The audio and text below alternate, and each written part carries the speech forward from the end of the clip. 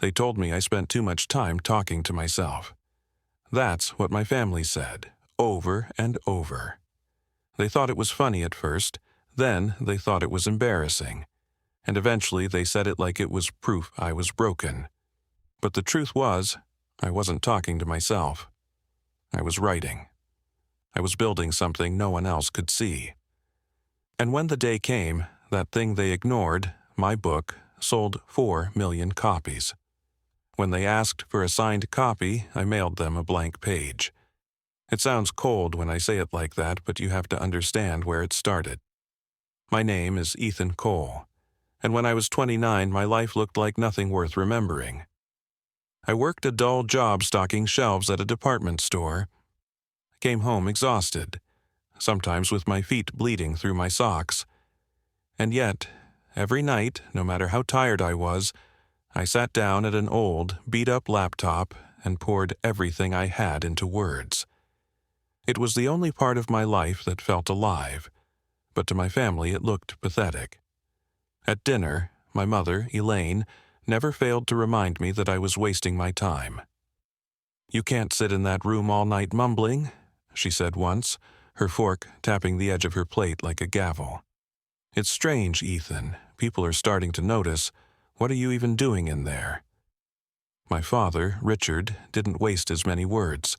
He just shook his head, as if my existence disappointed him in ways too deep to explain. The one time he did say something, it cut worse than silence. "Talking to yourself won't pay the bills, son." His voice was low, steady, the kind of tone a man uses when he thinks he's speaking common sense. My older brother Caleb never missed the chance to mock me. He leaned back in his chair that Thanksgiving, smirking while everyone else dug into pie. "So," he said loudly, "how's the imaginary world treating you? Sold any daydreams yet?" The whole table laughed, except for me. My sister Maya didn't even look up from her phone. She just sighed and asked if I could keep my night muttering down so she could stream her shows in peace. Not once did any of them ask the simplest question: "What are you working on, Ethan?" Not once. That silence became louder than their insults. It told me they didn't care. It told me that whatever I was doing didn't matter. And after hearing it enough, I started to believe maybe I didn't matter. That's the part I can't forget, the way their disbelief started to sound like truth inside my own head. I can still remember one night in particular. It was late, past midnight, and I'd been typing dialogue into a scene I couldn't quite get right. I must have been whispering lines out loud, because suddenly my mother pushed open my door without knocking. She stood there, arms crossed, glaring.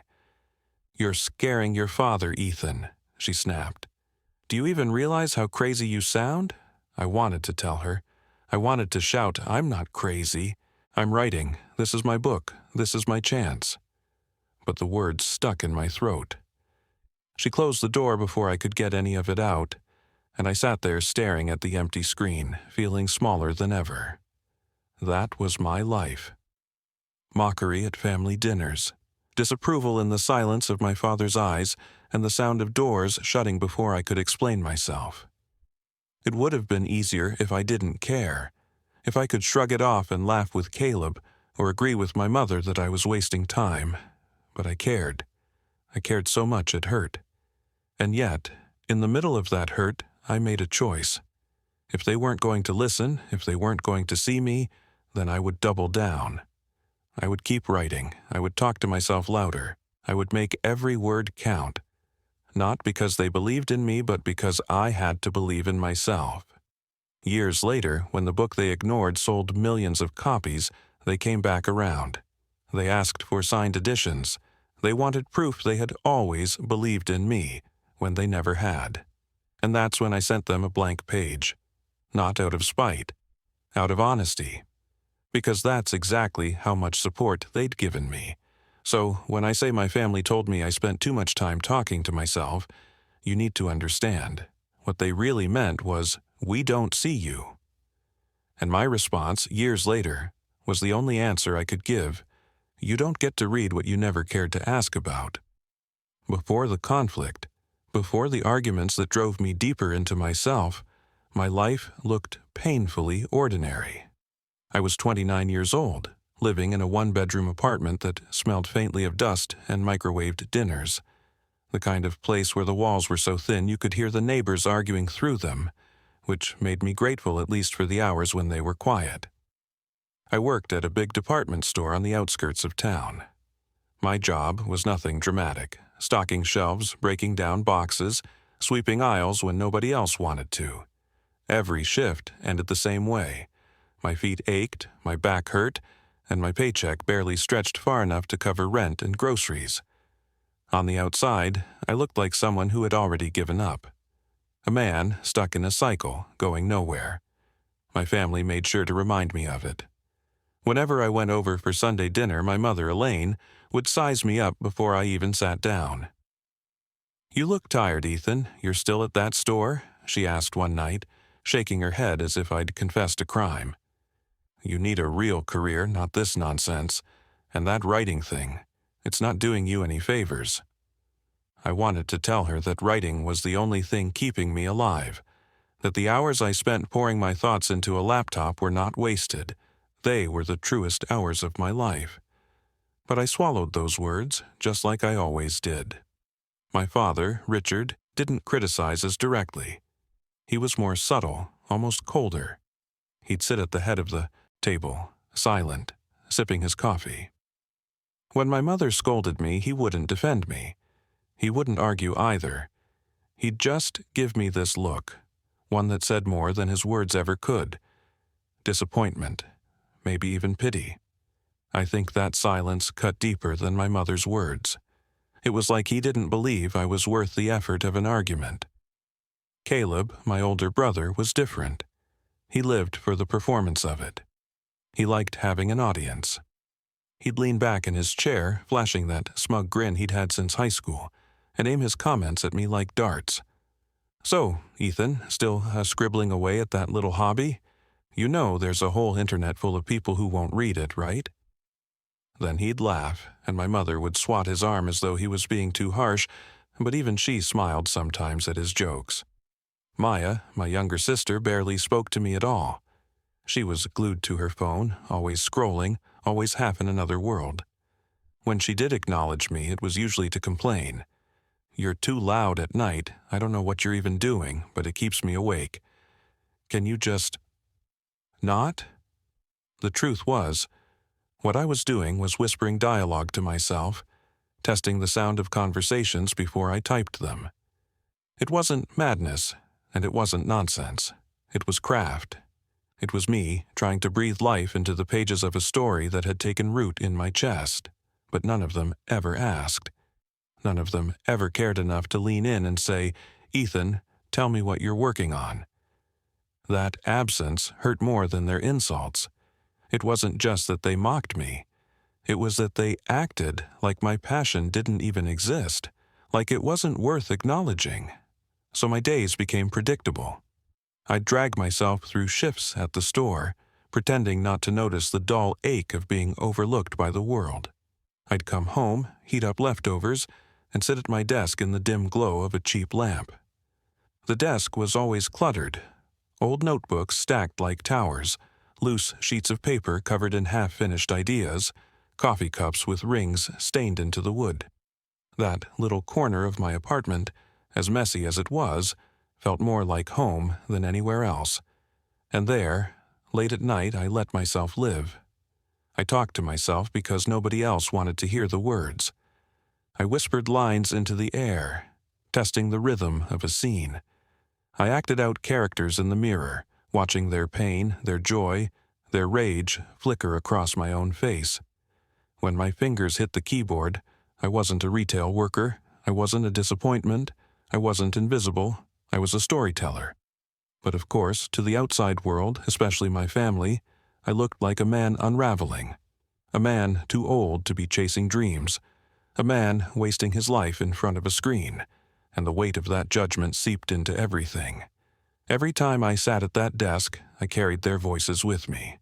My mother's sharp disapproval, my father's silent pity, Caleb's laughter, Maya's indifference.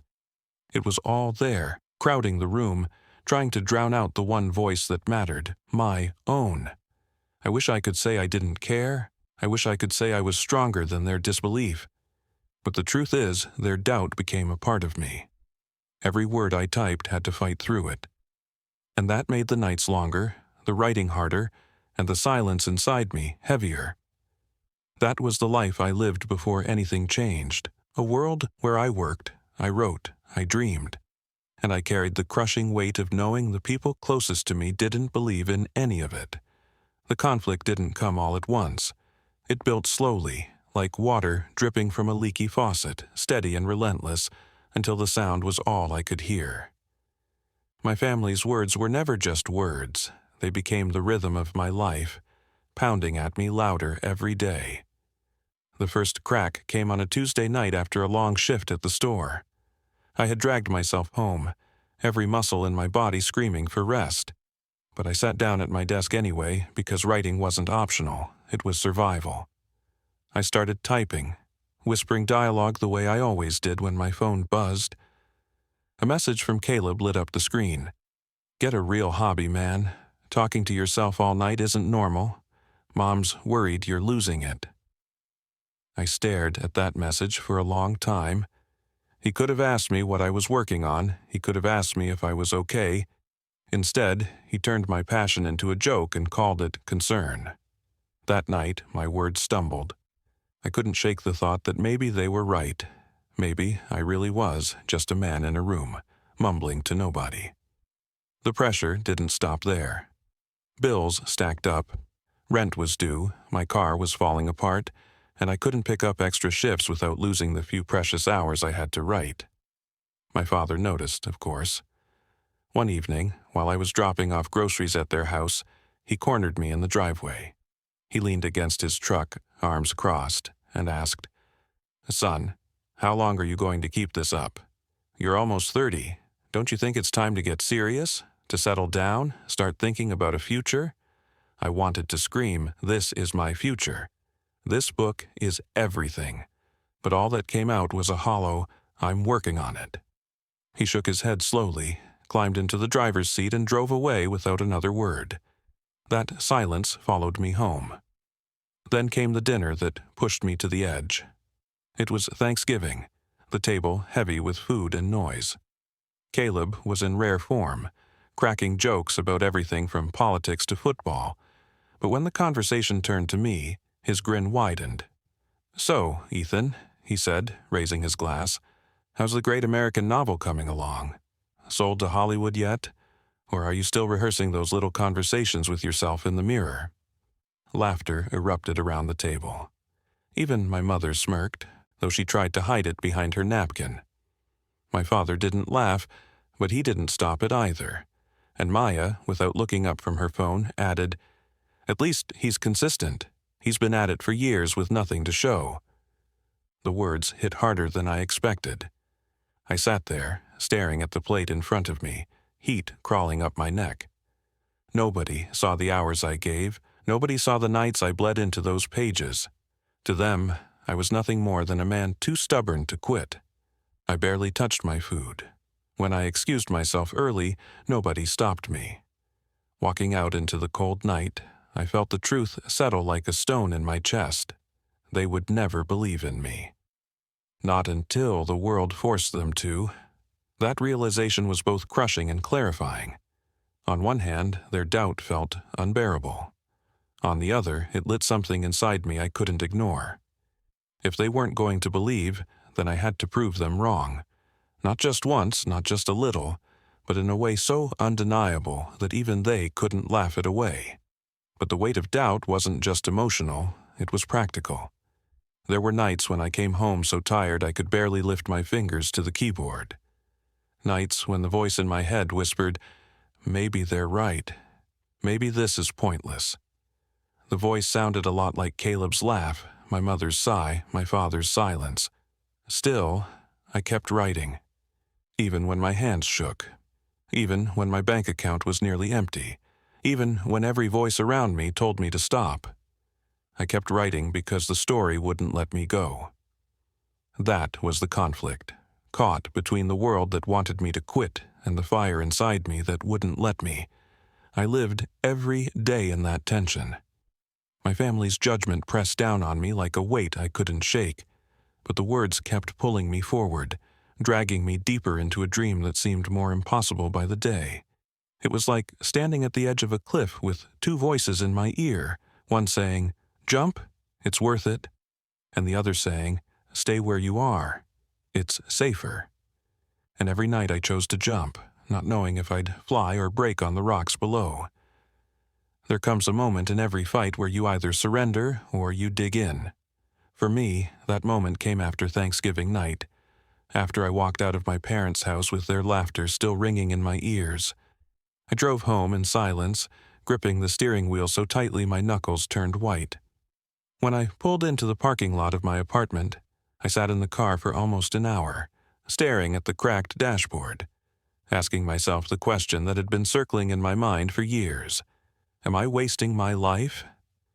The answer didn't come as a voice or a sudden revelation. It came as a kind of exhaustion. I was tired of doubting myself, tired of shrinking, tired of letting their disbelief dictate the value of my dream. That night I decided something simple. If they thought I was crazy for writing, then I would be crazy enough to finish. I walked into my apartment, shut the door, and turned on the desk lamp. The light flickered for a moment before it steadied, casting its glow over the notebooks, the piles of printed drafts, the chaos of my little writing corner. I sat down, opened my laptop, and whispered out loud, "Let's finish this." It wasn't a plea, it was a vow. From that night forward, my routine shifted into something sharper, more deliberate. I still worked my shifts at the store, dragging my body through the motions, but when I came home, I became someone else. I was no longer a retail worker with tired feet and empty pockets. I was an author with a deadline, my own. I wrote with a new kind of hunger. Every night I set a goal, 1,000 words, then 2,000, sometimes more. I stopped caring about sleep. I stopped answering Caleb's mocking texts, stopped trying to defend myself at family dinners. The hours I used to spend questioning whether I was good enough were replaced with hours spent proving to myself that I was. Of course, the world around me didn't make it easy. My mother called one evening, her voice sharp with worry. "Ethan, this isn't healthy. You're too thin. You're pale. You're working yourself into the ground for something that isn't real." I clenched my jaw, staring at the half-finished page glowing on my screen. "It is real," I told her, my voice steady for the first time. "It's more real than anything else in my life." She didn't understand. I don't think she ever would. But saying it out loud made me believe it even more. My father's silence grew heavier. He stopped even asking me about work. When I saw him, he'd nod politely, the way you nod to a stranger, and I knew he was waiting for me to give up. That silence became fuel. Every word I typed was a quiet rebellion against it. The breaking point came one night when I stared at the blinking cursor on the final page of the manuscript. My hands trembled as I typed the last sentence, then leaned back in my chair. I had done it. After years of muttering lines into the air, after nights of exhaustion and ridicule, the story was complete. But finishing the book wasn't enough. The hardest part was what came next, deciding to share it. That was the scariest leap of all. It's one thing to dream in private, another to place your dream in the hands of the world. I sent the manuscript to publishers, one by one. Each submission felt like cutting open my chest and handing over my heart. And each rejection that came back felt like proof my family had been right. Not a fit for us. Doesn't meet our needs. Best of luck elsewhere. I stacked the rejection emails in a folder on my computer until I stopped counting. For weeks, I thought about quitting. The doubt came back stronger than ever, whispering that I'd wasted my time, that I was a fool. But then, one night, I remembered that car ride home, the way I had. Promised myself I'd see it through. I realized I didn't need their permission. I didn't need the publishers either, So I made the riskiest decision of my life. I would publish it myself. I researched for hours, reading everything I could about self-publishing, marketing, and distribution. I watched tutorials until my eyes blurred. I designed a cover on a cheap software program and uploaded my manuscript to an online platform. My finger hovered over the publish button, my heart pounding. That moment felt like standing at the edge of a cliff. If I jumped, there was no guarantee anyone would catch me. Maybe I'd crash, maybe I'd disappear into the noise of a million other forgotten books. But if I didn't jump, I knew exactly what would happen. Nothing. And nothing was worse. So I clicked it. It was done. My book was out in the world. Nobody could take that from me.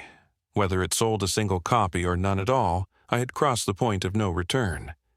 And in that moment, sitting alone in my small apartment, I felt something I hadn't felt in years. Power. Not because I had succeeded yet, but because I had chosen to try on my own terms.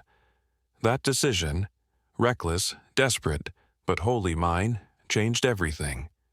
When I pressed publish, I expected silence. I told myself not to hope for anything more. Maybe a handful of strangers would stumble across my book.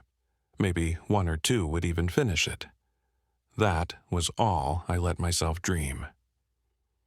The first week, I checked the sales dashboard every morning with a pounding heart.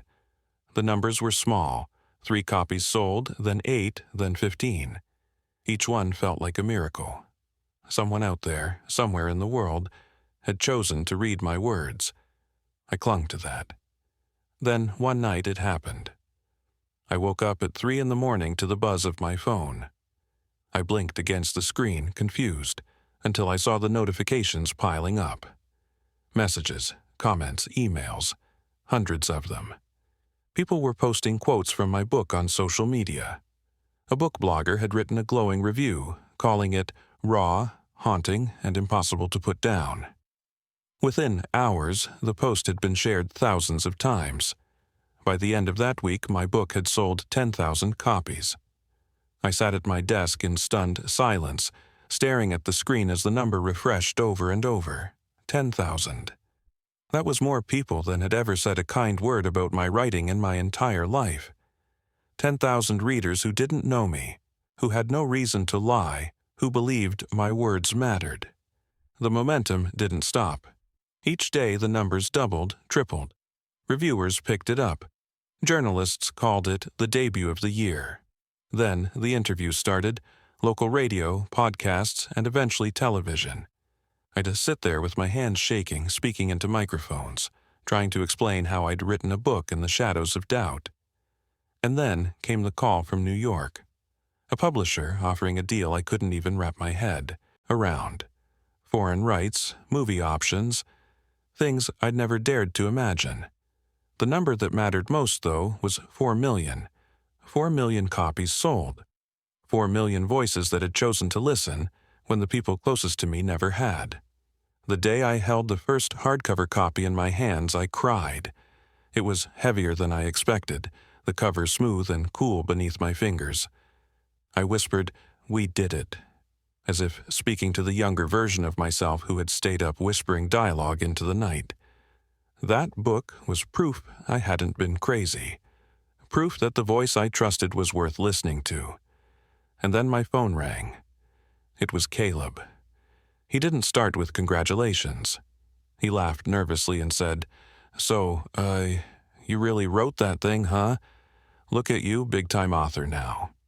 Hey, do you think you could send me a signed copy? For the office, you know, everyone wants to see it." A week later, my mother called. Her tone was softer than I'd ever heard it. "Ethan, I didn't realize.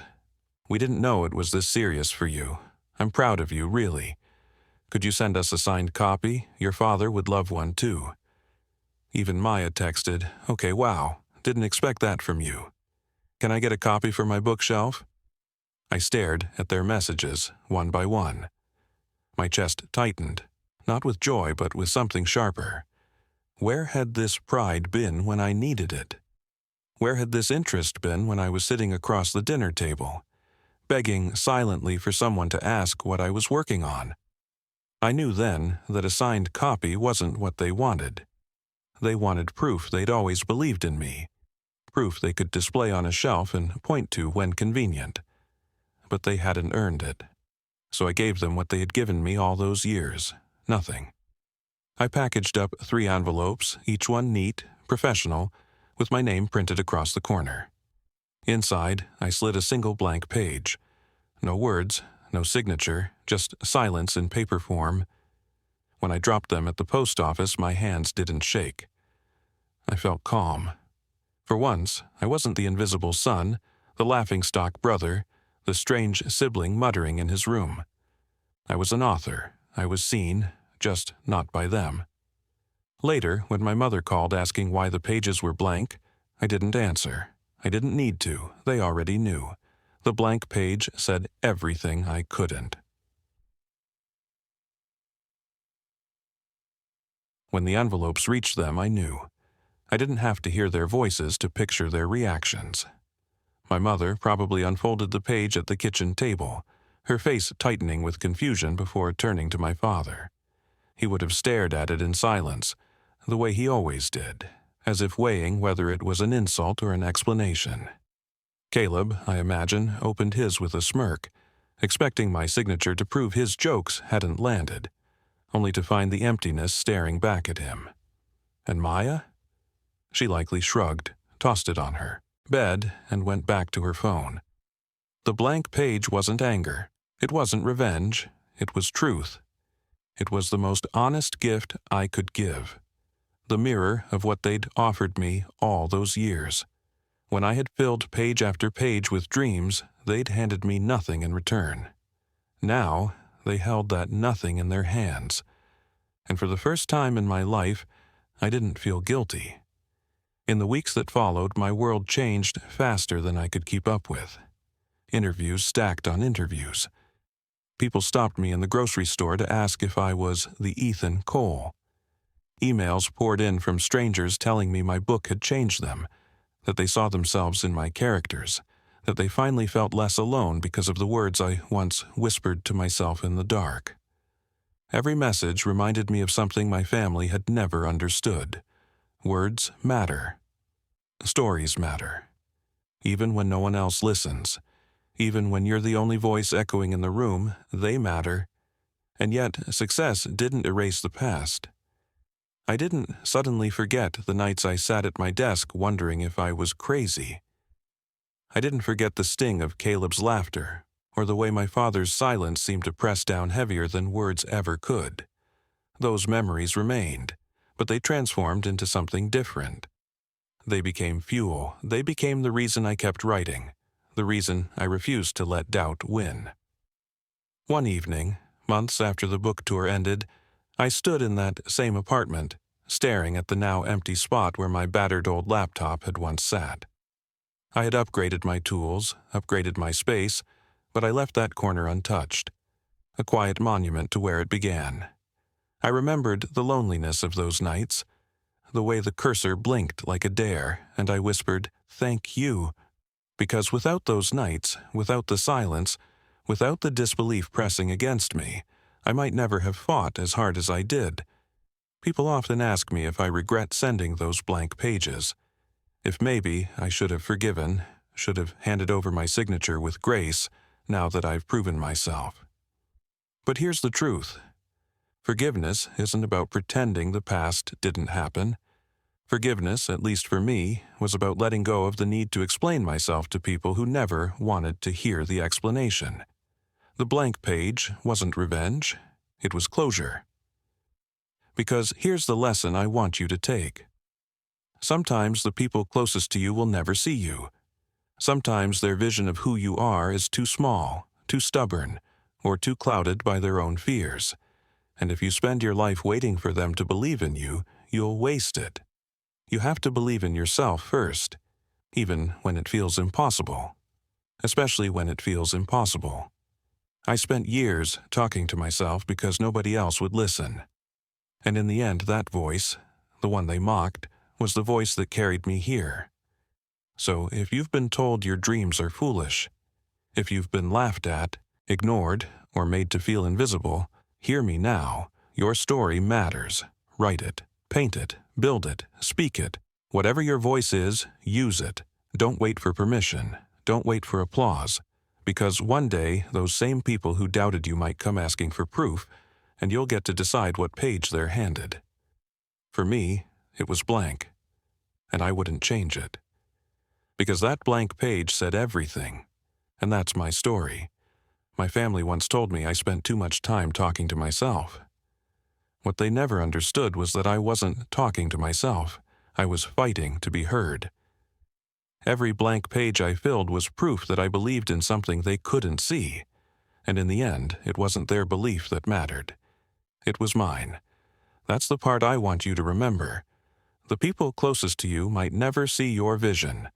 They might laugh at it, dismiss it, or call it a waste of time. But that doesn't mean it isn't real. Sometimes the greatest victories are born in silence, with nothing but your own voice to guide you.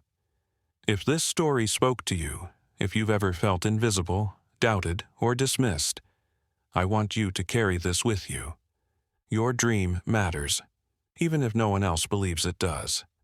Now, before you go, I'd love for you to join me in making sure stories like this keep getting told. If you found something in this video that moved you, hit that like button.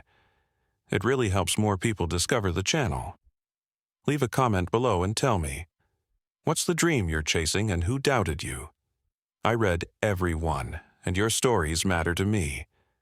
And if you want more true, raw stories about struggle, belief, and transformation, make sure you subscribe to the channel and turn on notifications so you never miss a new video. Thank you for listening. Believe in yourself, and never let anyone convince you that your voice doesn't matter.